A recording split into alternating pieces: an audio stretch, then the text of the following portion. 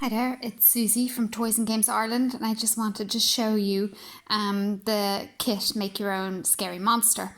So it comes in a nice sturdy box, and underneath, inside the box is visual and written instructions.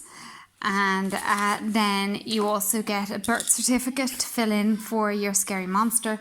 You get stuffing and you get all these pieces here. So I actually haven't got these sewn up yet, but I'll get one of my daughters to do it at some point, and we'll do a review once we've finished.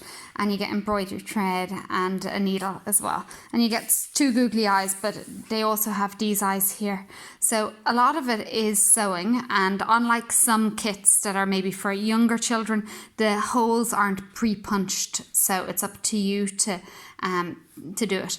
But any of the things that are kind of on top, so you have to sew the horns and the feet and the body together, but any of the things that are stuck, that are on top of the body, are all stickers.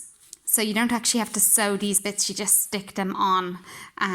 So again, we'll do a review at some stage and show you how it turns out and tell you if they stick well and if it's easy to sew and all that kind of stuff. So keep an eye on here and we'll keep you posted.